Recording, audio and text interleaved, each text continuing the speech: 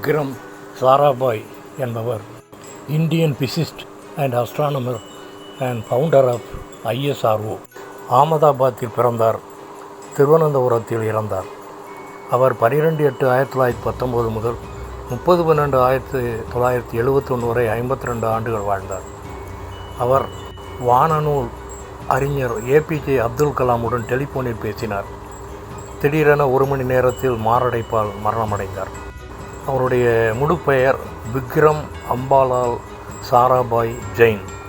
1979ஆம் ஆண்டு திருவனந்தபுரம் கடற்கரையில் ஒரு ஓரத்தில் அமர்ந்து வேதாகமத்தை வாசித்து கொண்டிருந்தார். அங்கே அவர் அருகில் வந்து ஒரு நாத்திய இளைஞன் அமர்ந்தார். அவரிடம் கூறினான், முட்டாள்கள் தான் இவ்விதமான பழம்பஞ்சாங்க நூலை வாசிப்பார்கள் என்று கேலி செய்தான். அவனிடம், நீ என்ன படித்திருக்கிறாய் என்று கேட்டார். அவன், நான் கல்கத்தா யூனிவர்சிட்டியில் அறிவியல் பட்டம் பெற்றிருக்கிறேன், தற்போது அணு ஆராய்ச்சி கழகத்தில் ரிசர்ச் செய்வதற்காக வந்திருக்கிறேன் என்று கூறினான். திடீரென 4 போர் வீரர்கள் AK-47 துப்பாக்கியுடன் அவர் அருகில் வந்து பாதுகாப்புக்காக நின்றார்கள். அதோடு ஒரு விலையுயர்ந்த அழகிய கார் ஒன்று அவர் அருகில் வந்து நின்றது.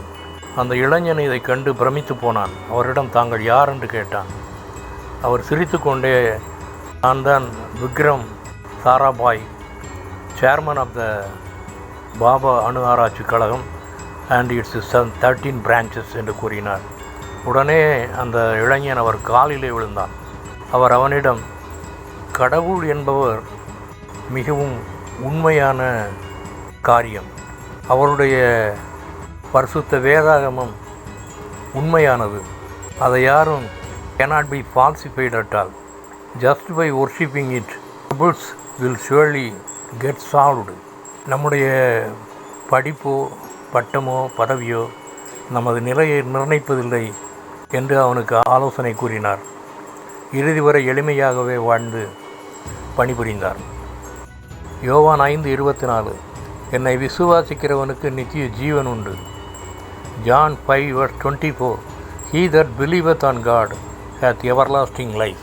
Glory to God. Amen.